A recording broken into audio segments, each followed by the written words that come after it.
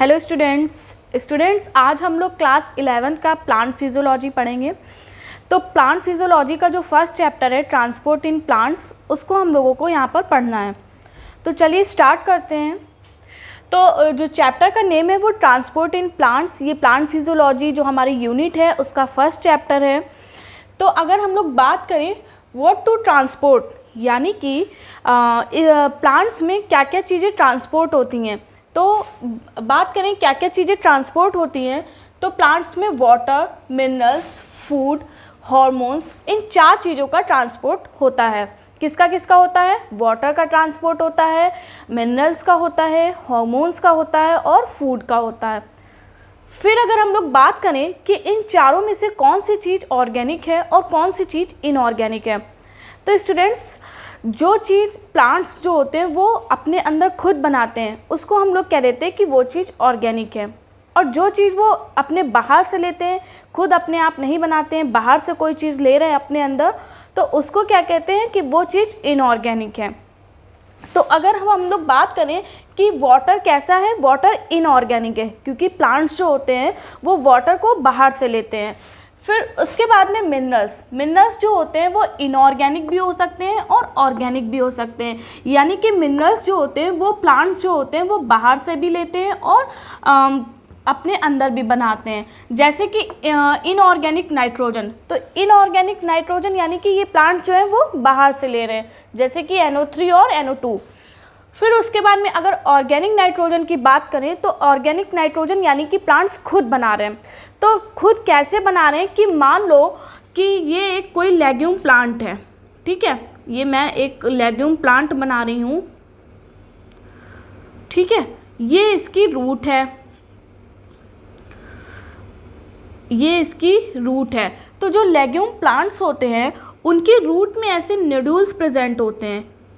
ये नोड्यूल्स क्या करते हैं, एटमॉस्फेरिक नाइट्रोजन को एब्जॉर्व करते हैं और एब्जॉर्व करके अमोनिया बनाते हैं। क्या बनाते हैं? अमोनिया बनाते हैं। और ये अमोनिया कन्वर्ट हो जाती है अमाइनो एसिड में। तो ऑर्गेनिक नाइट्रोजन यानी कि अमाइनो एसिड जो है वो प्लांट्स जो है वो खुद बना रहे हैं। ये प्लांट जो है वो खुद अमाइनो एसिड अपने अंदर बना रहा है, तो इसकी ये कौन सी फॉर्म होगी?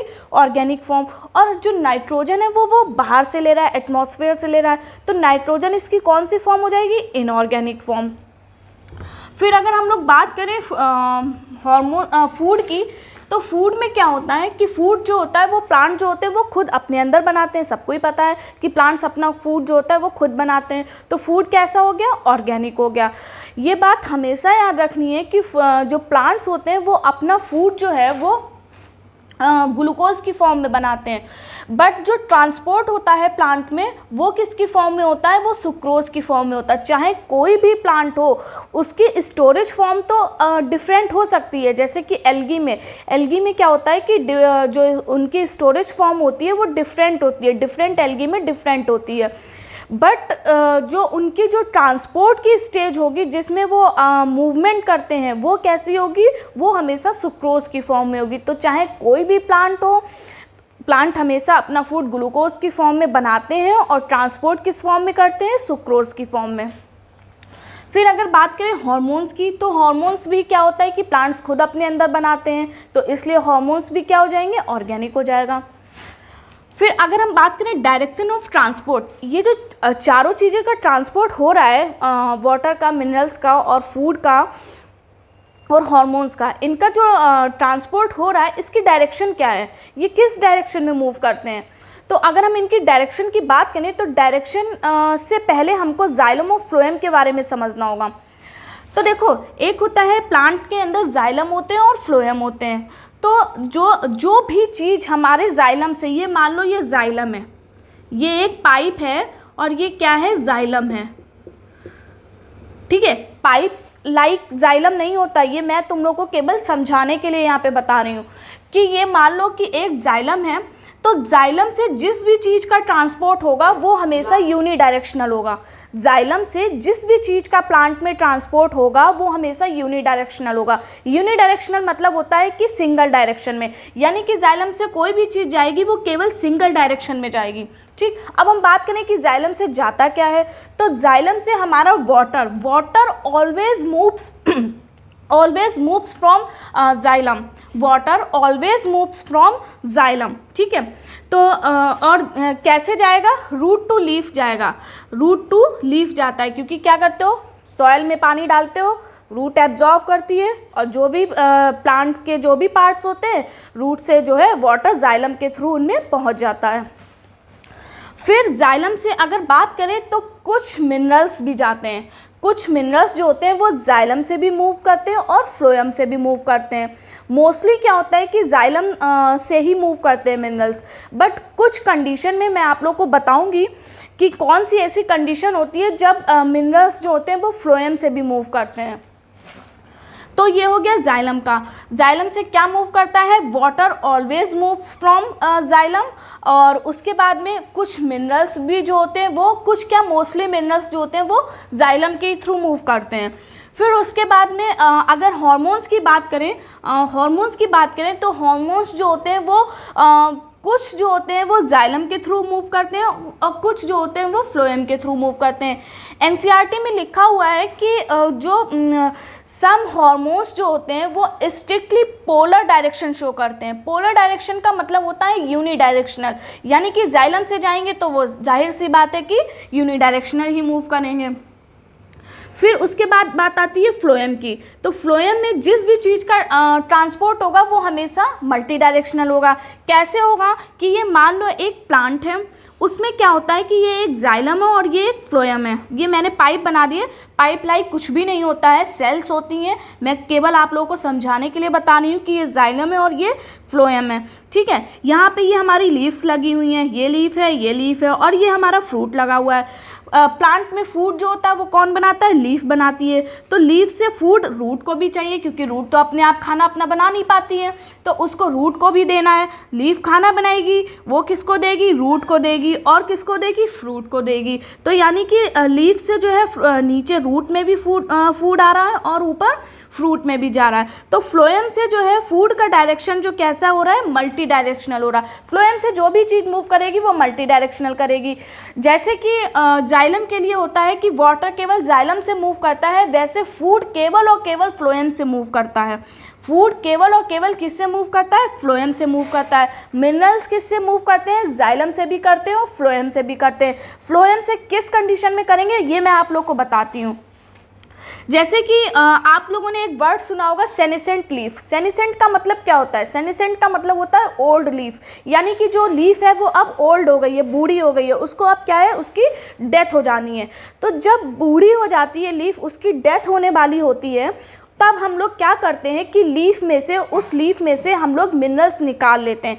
जैसे कि मान लो ये एक प्लांट है, ये इसकी लीफ है, ये क्या है, ओल्ड लीफ है। ये कैसी है, ओल्ड लीफ, और ये कैसी है, यंग लीफ है। तो क्या है कि अब ये ओल्ड लीफ है, सेनेसेंट लीफ, ओल्ड लीफ को सेनेसेंट लीफ बोलते हैं। तो जब ये गिरने वाली होती है, ओल्ड हो जाती है, तो हम लोग इसके जो मिनरल्स होते हैं वो इसमें मूव करा देते हैं, यंग लीफ में। तो क्या होता है कि इसको जो मिनरल्स यहाँ से मिल जाते हैं वो यहाँ से मिल जाते हैं, बाकी ये जो होती है वो जाइलम से ले लेती है। तो जो मिनरल्स वो इससे ओल्ड लीफ से यंग लीफ में जो मिनरल्स मूव करते हैं वो हमेशा किससे करेंगे, वो हमेशा फ्लोएम से मूव करेंगे। तो समझ में आ गया कैसे करेंगे। सारे मिनरल्स, मोस्टली मिनरल्स जो होते हैं वो जाइलम से ही मूव करते हैं। कुछ मिनरल्स जैसे कि जब सेनेसेंट लीफ होती है, तो सेनेसेंट लीफ हमारी जब गिरने वाली होती है तो उसमें से जो ज़रूरी मिनरल्स होते हैं, जो हमारे काम के मिनरल्स होते हैं, उसको हम मूव करा देते हैं यंग लीफ में। ठीक है, तो वो किससे मूव करेंगे, फ्लोएम से मूव करेंगे। हार्मोन्स किससे मूव करते हैं, सम जो होते हैं वो स्ट्रिक्टली पोलर डायरेक्शन शो करते हैं और कुछ हार्मोन्स जो होते हैं वो फ्लोएम के थ्रू मूव करते हैं। वो हार्मोन्स टू हार्मोन्स डिपेंड करता है। फिर अगर हम लोग बात करें मोड ऑफ ट्रांसपोर्ट की, ठीक है, यानी कि ट्रांसपोर्ट का मोड क्या है, ये जो इन चीज़ों का जो ट्रांसपोर्ट हो रहा है इसका रास्ता क्या है।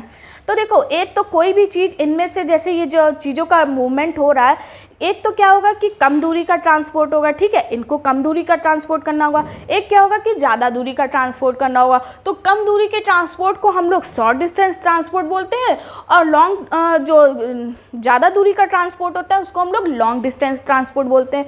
तो देखो शॉर्ट डिस्टेंस में कैसे मूव करेगा। शॉर्ट डिस्टेंस क्या होता है, जैसे मान लो ये एक सेल है, तो अगर सेल के अंदर कोई चीज़ आ रही है, सेल के बाहर कोई चीज़ जा रही है, तो हम लोग कह देंगे ये शॉर्ट डिस्टेंस ट्रांसपोर्ट है।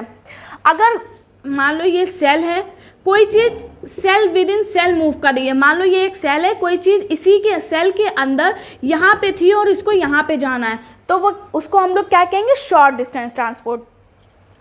फिर लॉन्ग डिस्टेंस ट्रांसपोर्ट की बात करें तो लॉन्ग डिस्टेंस ट्रांसपोर्ट में क्या होता है कि मान लो ये एक प्लांट है, ठीक, ये इसकी रूट है और ये इसकी लीफ है।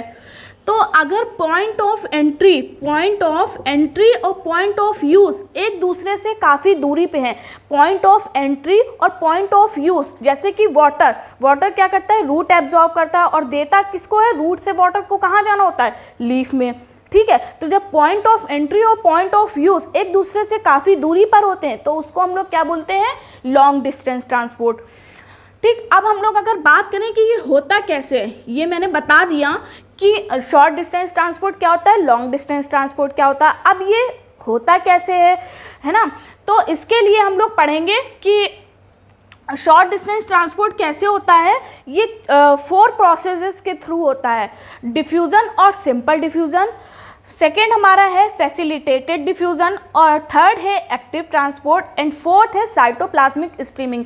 इन चारों के थ्रू हमारा जो शॉर्ट डिस्टेंस ट्रांसपोर्ट होता है वो होगा। यानी कि कोई भी चीज़ अगर शॉर्ट डिस्टेंस ट्रांसपोर्ट कर रही है तो वो इन 4 प्रोसेसेस के थ्रू करेगी, और अगर किसी चीज़ को लॉन्ग डिस्टेंस ट्रांसपोर्ट करना है, लंबी दूरी का ट्रांसपोर्ट करना है, तो वो किससे जाएगी, वो हमेशा जाएगी जाइलम और फ्लोएम के थ्रू, जाइलम और फ्लोएम के थ्रू। जब लॉन्ग डिस्टेंस ट्रांसपोर्ट होता है प्लांट में तो जाइलम और फ्लोएम के थ्रू जाती हैं वो चीज़ें। इस प्रोसेस को हम लोग बोलते हैं ट्रांसलोकेशन। क्या बोलते हैं, ट्रांसलोकेशन,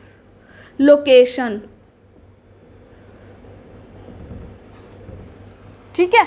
अब बात करें अगर कि सिंपल डिफ्यूज़न क्या होता है, तो ये हम लोग कल की वीडियो में बात करेंगे, कल के लेक्चर में देखेंगे कि सिंपल डिफ्यूज़न क्या होता है, फैसिलिटेटेड डिफ्यूज़न क्या होता है, एक्टिव ट्रांसपोर्ट क्या होता है, और साइटोप्लाज्मिक स्ट्रीमिंग क्या होती है।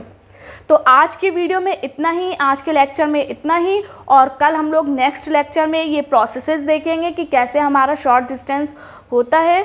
तो आज के लिए इतना ही, बाय बाय, थैंक यू।